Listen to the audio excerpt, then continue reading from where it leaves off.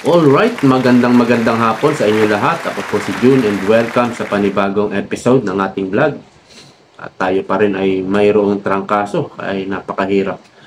Anyway, magre-react lang po tayo sa privilege speech or manifestation ni Chis Escudero kahapon, no? Kung saan binanatan niya si Tambaloslos at yung mga alalay nito at yung mga nag-iingay ngayon ng mga law student o mga colleges of law, mga university law. Yan yung mga nag-iingay ngayon. Kasama na dyan yung mga kaparian, oligarko, mayayaman, no? So ito yung parang manifestation ng privilege speech kahapon ni Chis Escudero. So magre-react lang po tayo. Alright, umpisahan na natin. Mr. President, Your Honor, I wrote the members of the Senate on February 24, 2025, outlining the basic reasons why we cannot, as of yet, schedule the impeachment complaint. Much has been said about the term forthwith, which I wrote to each and every member of the Senate. Mr. President, Your Honor, we are governed not only by the Constitution but also our rules. We are governed as well by precedents. We are governed as well by decisions of the Supreme Court pertaining to this matter. Allow me to, for the record, cite a few regarding this matter, lest they may think that it is only a one-sided opinion with respect to their definition of forthwith na agad-agad. Alright, putulin ko muna. Alam nyo si Chis, he's trying to be, to be hindi bias, gusto niyang maging fair, gusto niyang maging gumitna. Dahil siguro nakita niya yung epekto ng mga Duterte, yung kakayahan pa rin ng Duterte, lalong-lalo na sa Mindanao at malaking tipak ng parte ng Visayas. Talagang sinolid yan ng mga Duterte. Hindi lang na solid yung Luzon, no? Kung ikaw ay nag-aambisyon or re-electionist, hindi ka mag-iisip ka na bumanat ka sa Duterte. Kaya naisip siguro ni Chis na medyo gumitna siya, no? Hindi siya maging bias, maging fair siya at siya yung magpe-preside. Kasi nakaraan, 'di ba, yung investigasyon ni Senator Amy Marcos sa pag-aresto kay Tatay Digong, 'di ba, bias na bias siya, kiling na kiling siya sa administrasyon, sa Malacanang, hinaharang niya nga yung mga subpina at yung contempt order, hinaharang niya rin, di ba? Nung natapos ang eleksyon, yung resulta ng eleksyon, nakita niya, matindi ang Duterte. Ang Duterte, ang leader ng Mindanao. Pinakita yan nung nakaraang eleksyon. Kaya, ingat-ingat siya. Ingat-ingat siya ngayon. Gumigit na siya, gusto niya maging fair. Gusto niya maipakita, no, sa buong Pilipinas na patas siya. hindi na siya kumikiling sa kahit kanino, no. So, yan si Chis, nakita ko. Okay, tuloy natin. Kada senador marahil may kanya-kanyang opinion kaugnay nito. Hindi ko pwedeng hayaan na sa record natin ay hindi maisabi ang ibang opinion kaugnay nito.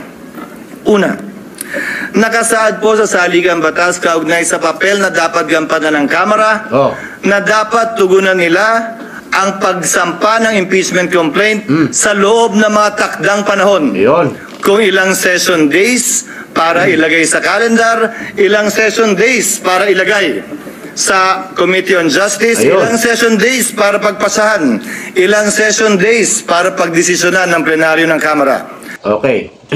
So dito na-expose tuloy sila dahil sa ingay ng mga jalalay ni Tambaloslos at ingay ng mga oligarko, media, mga komunista. Na-expose tuloy yung ginawa ni Tamba na hindi sinunod ang konstitusyon. Maririnig mo yung mga anti-Duterte. Konstitusyon. Pero si Tambaloslos, hindi niya sinunod ang konstitusyon, wala silang narinig. Hindi nila binabanatan si Tambaloslos. Dahil kakampi, ganun ba yon? At si Chis mukhang kumikiling na sa gitna, hindi na kumikiling sa kanila. Binabanatan ngayon si Cheese. So, tuloy natin. Nakalagay din sa rules ng Kamara, anumang impeachment complaint regularly filed by one member, dapat po immediately, hindi po forthwith, Ayun. immediately, i-transmit ng Secretary General sa Speaker. Nakalagay din sa sariling rules ng Kamara, ang Speaker dapat sa loob ng 10 araw, i-refer sa Committee on Justice. Bakit mahalaga yun? O yun. Dahil sang-ayon sa desisyon ng Korte Suprema sa Francisco case, dyan magsisimula ang 1-year ban. Ayun na. So, interrupt muna natin. Ito yung pinagtatakahan ko noong December. December 2 yun eh, unang impeachment complaint. Tapos kinabukasan, di ba, sinampa nga yun, tinanggap ng General Secretary. Pamidya pa sila doon, tapos picture-picture pa sila doon sa logo ng House of Representatives. After that, tinanong ng media, natanggap na ba ng House Speaker, yung impeachment complaint? Sabi, hindi pa raw. Doon nagtaka na ako. Bakit hindi pa natanggap? Tapos, December 4, pangalawang impeachment complaint. Ganun na naman, media na naman. O, pinakita, na-receive na ng secretariat. Tinanong uli ng media. Kinabukasan yata o basta tinanong. Hindi pa rin daw natatanggap ng speaker yung impeachment complaint. Hanggang sa December 19, pangatlong impeachment complaint, hindi pa rin natanggap eh. Meron nakalagay immediately, no, upon receiving the complaint, ibigay mo agad ito, ikaw secretary ka, ibigay mo agad sa Speaker of the House. Yung complaint na yan, immediately. O ginawa ba yan? Otherwise, hinanap ba yan ni Tamba? Alam niya naman, nabalitaan naman niya siguro na may nag-file ng impeachment complaint. Kinuha ba ni Tamba?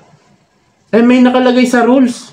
Kailangan mo ibigay agad ito sa Office of the Speaker immediately.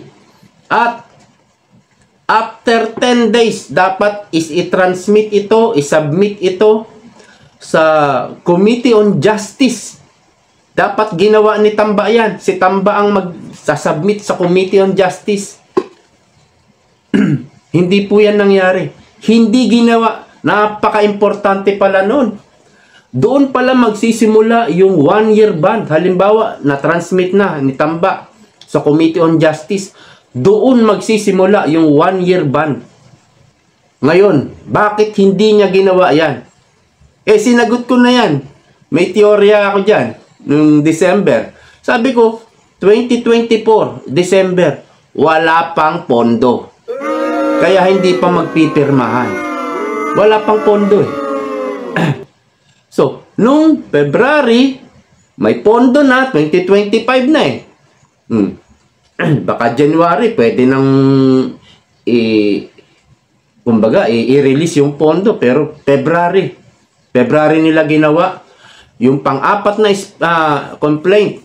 Ang laman pala nung pang-apat na complaint, yung yung sinampa nung complaint number 1 and 2, 3. Yun din pala yung laman nun. Nilagay lang sa isang sa isang complaint. Ang sabi ko nun, dahil sa pondo. Kaya hindi ginawa yung mga dapat gawin, yung nasa Constitution, hindi ginawa. Dinelay dahil wala pang pondo eh. At nung may pondo na, ayan na, nagpermahan na. Kasi nga, lahat ng pipirma may bayad eh. Bayad. Mukhang pera, may bayad. At pera ng taong bayan ang ginamit. So yan, sinabi ko na nakaraan. Yan ang dahilan. Ngayon, anong ginawa ni DP Sara? Pumunta, dumulog sa Supreme Court. Kinwestiyon yung proseso. Mali yung proseso. Illegal. Wala sa konstitusyon. Ano sinasabi ng mga maiingay, mga kongresista? Si Drilon, nagsalita din dyan. Anong sabi nila? Ang sabi nila, ay hindi pwedeng makialam ang Supreme Court dito sa impeachment. Ito ay impeachment court. Iba ang Supreme Court sa impeachment court. Kaya hindi pwedeng makialam dito ang Supreme Court. Eh, nung nadidelay na ni Cheese, no? Si Cheese naman ang nagdidelay. Ano ginawa ng mga nila Laila de Lima, nila Castro? Yan, yung mga tauhan ni Tamba yan. May mga kaso yan. Si de Lima, droga ang kaso. Si Castro, kidnapping. Tapos magsasalita sila, no?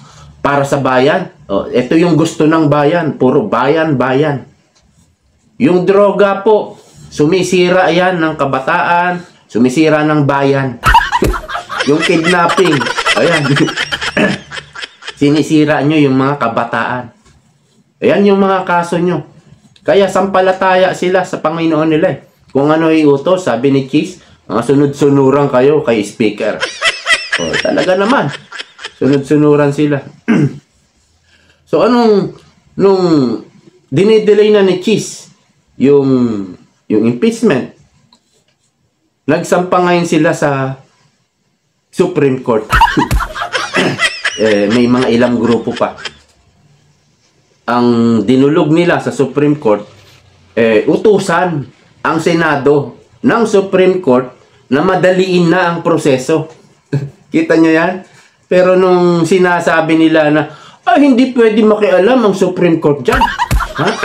Ang Senado may independent body. Iba impeachment court kaysa sa Supreme Court. Nung sila dumulog sa Supreme Court, naniniwala na sila na pwedeng makialam ang Supreme Court? Ha? Mga talaga mga masasamang loob. Mga masasamang loob talaga sila.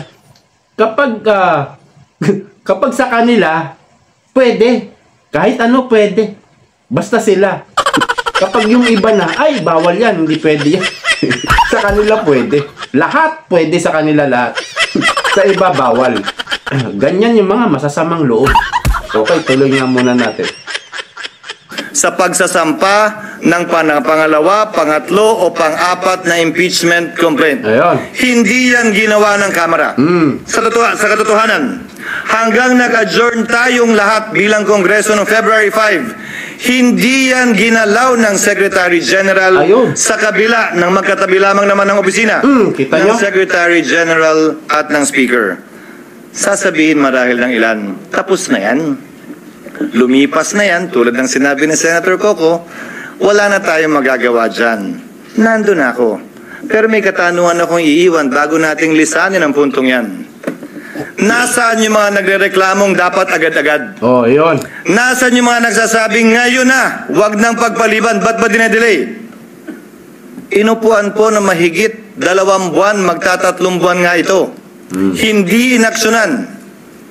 Wala naman ako narinig na nagreklamo. Na nasa na yung agad-agad? Nasa na yung agad-agad?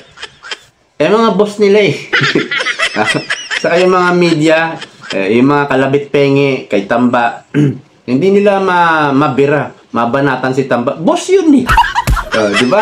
Saka pabor sa kanila yun. Pag pabor sa kanila, okay lang. Pag hindi pumapabor, ganyan yung mga masasamang loob. So ito palang isinampa ni BP Sara. Ang laman pala ng sinampa niya sa Supreme Court ay hindi nga dinulog sa Committee on Justice. So walang time frame, walang yung tinatawag na 1-year ban. Wala, hindi pa alam kung paano, saan umpisahan. Kailangan yun importante po yun At nung ang laman pala ng reklamo ng kampo ni BP Sara sa Supreme Court, yun na nga una, no? Yung walang 1-year ban. Tapos, 1, 2, 3 impeachment complaint noong December. Tapos, nung February, may isa pa. Magulo. Meron lang dapat isang impeachment complaint. Bawat taon, kung ikaw ay mag-i-impeach, isa lang. Isa lang ang tinatanggap. Paano yan? Yan po yung reklamo ng kampo ni BP Sara sa Supreme Court. At paano yan pag na-actionan na yan? Pag binabaan na yan ng hatol? tuloy natin. Sa kanila nakalagay immediately, may takdang araw pa. Yan ang paksa ng petition sa Korte Suprema ngayon na inihain ni Vice President Sara Duterte kaugnay sa pag-iiwas sa tinatawag niyang one-year ban na nakasaad sa saligang batas. Now let me proceed to forthwith. I quoted this in my letter to all the senators. Forthwith, citing various cases, Mr. President, Your Honors, means within a reasonable time, which may be longer or shorter period according to the circumstances of a particular case. It means it is elastic in nature and varies with every case. Quote, it may be modified by circumstances and the nature of the duty to be performed. Marami po nagsasabi ng opinion na agad-agad. Kung gaano karami po ang abogado, kung gaano karami po ang marunong at magaling, gaano din kadami marahil ang kanilang interpretasyon. Pero nasaan ang probisyon ng saligang batas, desisyon ng korte nag-iinterpreta doon na nagsasabing agad-agad nga ang ibig sabihin yan, samantalang hindi naman agad-agad ang interpretasyon ng salitang immediately ng Kamara. Kung talagang immediately ang gusto, de sana ang sinulat ng mga nagsulat ng konstitusyon, immediately din tayo. Yung immediately nga ng House, hindi yun ang interpretasyon, tapos tayo ganyan. If the prosecutors themselves, the complainants themselves were not that interested and sat on these complaints for over 2 months, tayo bigla ngayon, mamadaliin nila habang nagpabanjing-banjing sila ng mahigit 2 buwan sa mababang kapulungan. Pangalawa, bagaman tama si Senator Pimentel at sang-ayon ako na pwede tayo mag-trial habang recess. Ginawa na po yan sa kaso ni Chief Justice Corona. Again, we are governed not only by the Constitution, by our rules, but also by precedents. Subalit, may malaking pagkakaiba.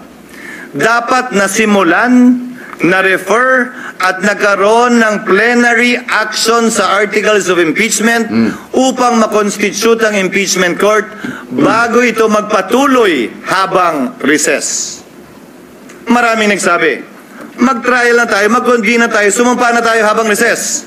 Sa pananaw at palagay ko, labag yan sa saligang batas. At dun sa mga talagang gustong matanggal si Vice President Sara Duterte, dun sa mga galit sa kanya, inis sa kanya, at gustong madali itong impeachment, para mo lang dinagdag, binigyan siya ng dagdag na balang questionin ito sa Korte Suprema. Dahil hindi po pwede yan. At hindi po ako papayag na mangyari at gawin yan dahil lamang gusto nila at nagmamadali sila. Sinabi ko na sa simula pa lang ng impeachment process na ito, 1 linggo matapos i-file yan dito sa Senado.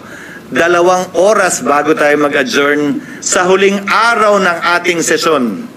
Sabi ko, hindi ako makikinig, susunod o magpapadala sa sino mang pabor sa impeachment at ayaw kay Vice President Duterte.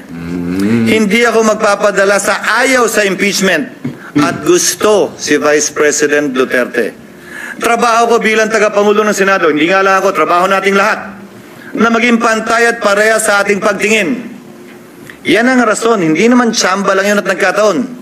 Yan ang rason kung bakit ang babaeng sumisimbolo ng hustisya ay nakapiring. Wala dapat tinitingnan o tinititigan. Wala dapat kinakampihan dahil lamang nagkataong ganun ang nangyari. At dahil nagkataong ayaw ko siya, ganyan ang gawin nyo. Let's go back to precedents, Mr. President. 3 lamang na impeachment complaint ang naitawid ng Kongreso patungo sa Senado na inabutan ko na matapos ang 1987 Constitution. 3 po lamang. Ang impeachment complaint laban kay dating Pangulong Estrada. Alright. Punta muna tayo kay dating Pangulong Estrada. Noong siya in-impeach, ang iingay din po ng mga the same yung mga maiingay ngayon. Yan, yung mga university law, kaparian, yung mga oligarko, mga mayayaman, media. Sila rin yung nag-iingay nung impeachment ni Erap. Kaya ang nakikita ko, kapag ang namumuno, yung talagang malapit sa masa, si Erap kasi para sa masa talaga, talagang malapit siya sa masa. kagaya din ni Tatay Digong, malapit sila sa masa. Ayaw siguro talaga ng mga oligarko yan. Ayaw ng mga komunista, ayaw ng mga kaparian, yung mga malalaking university sa University Belt, mga pari na mamalakad yan eh. Ayaw din ng mga media, oligarko yung may-ari ng media. So kapag ganyan mga namumuno, presidente, malapit sa masa, ayaw nila. Pinapatalsik talaga nila. Hindi lang nila nagawa yan kay Digong. Anyway, tuloy natin. Ang impeachment complaint laban kay Chief Justice Corona at ang impeachment complaint laban kay Ombudsman Gutierrez. Hayaan niyo pong isa-isahin ko. Isinampa ang impeachment complaint laban kay Pangulong Estrada magnoong Nobyembre. Nung nag-recess ang Senado, tumigil ang trial. Nag-resume sila pagkatapos ng recess. May nagreklamo ba? May nagsabing, uy, fortuit ah. Yan ang president ng Senado. Nung nag-trial at hindi binuksan ang second envelope, yun yung maalala. Nag-walk out ang prosecutors, hindi na bumalik. Anong ginawa ng Senado? Wala ng prosecutor, wala ng interesado, dinismiss forthwith yung impeachment complaint. Dahil nawala na yung prosecutors. Tama nga naman. Hindi na pala interesado yung mga prosecutor, ano pang gagawin ng Senado magtawag ng hearing? Sa kaso ni Chief Justice Corona, Ayan. sinampa 5 araw bago mag-adjourn ng Senado? Okay. Dito naman kay Corona, sa mga bata-bata pa, hindi naabutan ito. Nung nagbaba ng hatol ang Supreme Court, si Corona po ay Chief Justice ng Supreme Court. Nagbaba ng hatol ang Supreme Court noon. Doon po sa issue sa kaso ng mga Aquino, yung Santa Lucia ba yon? Yung lupain nilang napakalaki diyan sa ano ba yan? Pampanga ba yon? Yung lupa nila diyan? Tarlac ba yon? Tarlac? No. Yung Santa Lucia, basta yung lupain ng mga Aquino. Nagbaba ng hatol kasi nasa kaso yan, matagal na eh. Nagbaba ng hatol na ipamigay na raw. Ipamigay na yung mga lupain sa mga magsasaka. Presidente si Noynoy. Kaya ang kantsaw kay Noynoy, ang tagal ng kaso na yan. Nung ikaw naging pangulo, saka pa kayo natalo sa kaso. Kaya pinagtatawanan si Noynoy dyan. Nagalit si Noynoy. Ginawa, pina-impeach ito si Corona. Nagbababa naman ang hatol laban sa kanya. So, ganyan. Ganyan po yung mga yung mga dilawan. No, tuloy natin. Nagsimula ang trial pag-resume pagkatapos ng Christmas break.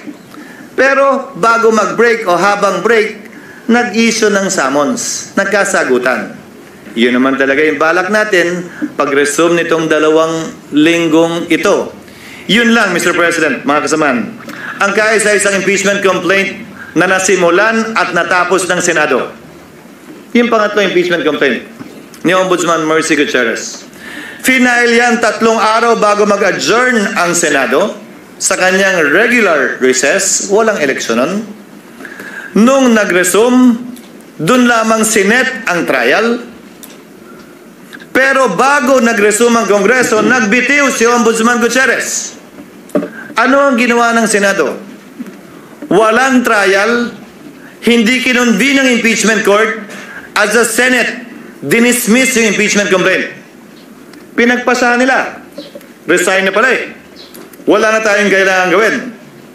Naalala niyo po yung debate? Na meron pa namang penalty of absolute perpetual disqualification. That was discussed. But by way of precedent, the Senate did that. So if you look at the past presidents of the Senate, nagawa po nila yon, pinagbotohan po nila yon. Without convening the impeachment court. Wala pong nagsabi, hoy, inaabandon na ninyo ang inyong constitutional duty nung ginawa ng Senado yon. Paano po yan, Ginoong Pangulo? Pagsang-ayon ba ang karamihan o ng pinakamaingay o matatalino sa ating bansa? Okay lang? Pag hindi sila sangayon, hindi na okay. Bugbog ka na. Bugbog na institusyon. Dapat may gawin na tayo. Oo. The Constitution, the rules, and the precedents, Mr. President, do not change simply because a group says otherwise. Balikta naman pa natin. Yung isang na-outlawed na impeachment complaint laban kay dating Chief Justice Davide, karamihan sa mga civil society groups tutol doon sa impeachment complaint na yun. Tungkol sa corruption din yun. Tungkol sa pag-aabuso din ng poder yun. Parehong mga grounds. Dahil yun naman ang ground ng impeachment talaga eh. Anong sinabi nung halos parehong grupo ngayon na gusto ang ulo ni Vice President Sara? Ay, masama yung impeachment yan. Hindi yan dapat i-file. Dapat i-dismiss niyo yan. Mabuting tao si Chief Justice Davide. Nagsalita pa ang mga miyembro ng Senado nun. Kahit padala yan ng Kamara sa amin, hindi namin tatanggapin yan. Sinabi din po ng Senado noong mga panahon yun. At saka busy kami sa budget. Kailangan muna namin unahin yan bago yan. Babalik ko ang katanungan. Nagbabago ba? Depende kung sino may gusto. Hindi ba dapat kung ano yung pamantayan at batayan kaugnay na impeachment complaint, sino man ang nasasakdal? Pareho at parehas ang pagtrato natin. Ngayon, kaugnay ng kasalukuyang impeachment complaint, nakalagay po sa rules ng Senado, ang impeachment proceedings dapat i-refer sa Committee on Justice. Ang ginawa ng Senado, bagaman pareho ang rules natin na bahagi ng ating President, ni-refer sa Committee on Rules na siyang naging hudyat para buuin ang impeachment court. Sa Estados Unidos, kung saan natin kinopya ang karamihan ng mga provision ng ating impeachment rules, ang mga miyembro ng Kamara na nag-hire ng impeachment o mga prosecutors, sila ang nagbabasa niyan.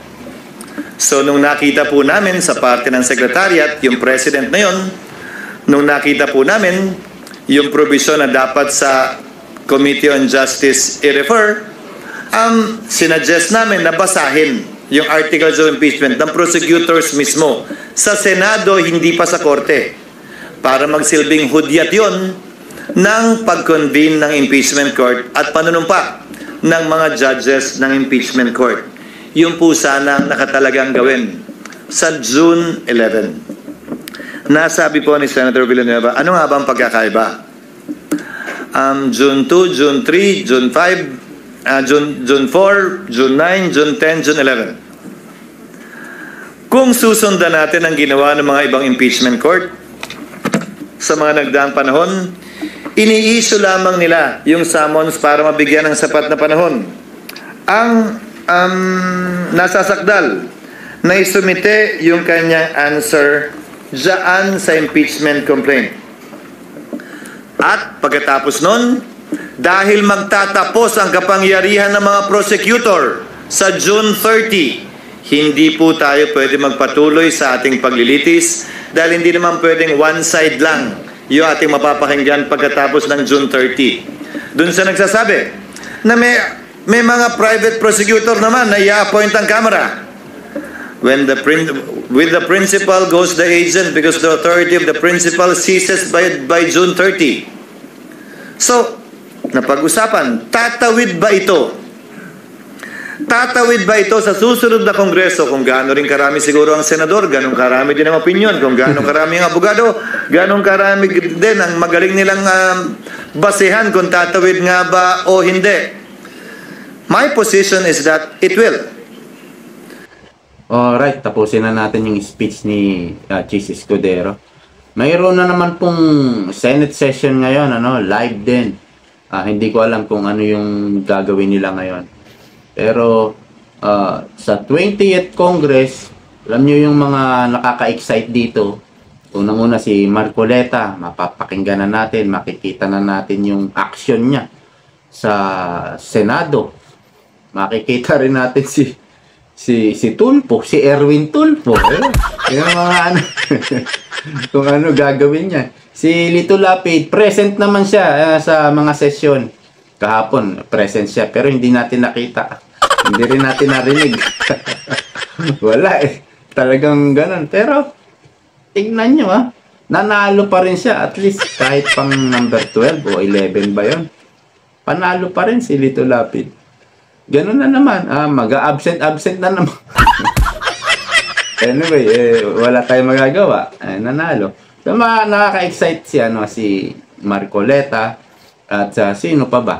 Well, nandyan si Kiko at si Bam na naman, alam nyo yan. Talagang anti-Marcos talaga yung mga yan Naging friend sila ni Marcos, di ba? So, ganyan talaga sa politika. At ewan ko kung... Pero napapansin nyo ba? Tahimik pa rin sila. Nanalo na sila pero tahimik pa rin, So, ewan ko kung ano yung strategy na ginagawa nila.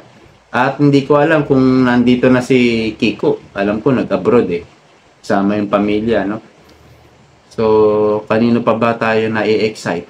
Wala na, kay Marcoleta lang. So, hanggang dito na lang po. Maraming salamat sa panonood. See you po next time. Bye-bye.